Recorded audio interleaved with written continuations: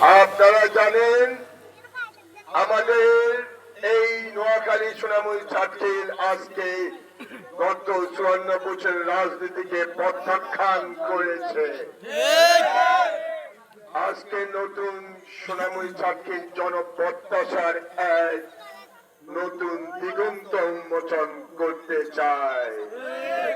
তারা আজ নতুন প্রজন্ম আজকে নতুন সোনাইমুড়ি সার্কেলের স্বপ্নে মেতে উঠেছে। তারা চায় তাদের ভবিষ্যৎ হোক এমন একজন মানুষের কাছে যে তাদের ভবিষ্যৎ নিয়ে কাজ করবে, তাদের শিক্ষা চিকিৎসা এবং তাদের স্কিল ডেভেলপমেন্ট নিয়ে কাজ করবে এবং তাদের পায়ে তাদেরকে দাঁড়ানোর সহযোগিতা করবে। আজকে আমার মা বোন বড় বিদ্যা আমার এতিম শিশু এবং পথ শিশু আজকে চাচ্ছে তাদের এক চিকিৎসা সেবা সুস্বাস্থ্য থাকা এবং সুন্দর এক চিকিৎসা সেবার জন্য তারা অধীর আগ্রহে অপেক্ষা করছে। কিন্তু দুঃখের সাথে বলতে হয় তারা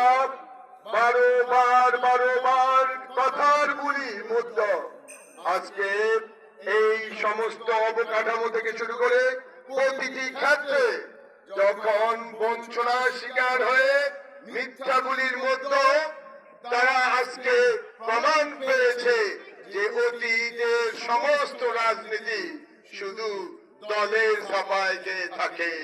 তারা ঐক্যবদ্ধ এই নোয়াখালী সোনামুড়ি সার্কেল চায় না।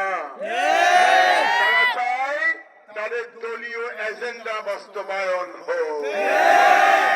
প্রত্যেকটা দল চায় আমি আমার এজেন্ডা বাস্তবায়ন করি এবং আমি আমার কর্মীদেরকে খুশি রাখি। আমার কর্মীর কথাই আমার কথা, আমার কর্মীর কথাই আমার এই এলাকায় চলবে। কিন্তু কর্মীদের কথায় কি এলাকা চললে এলাকার শান্তি থাকবে?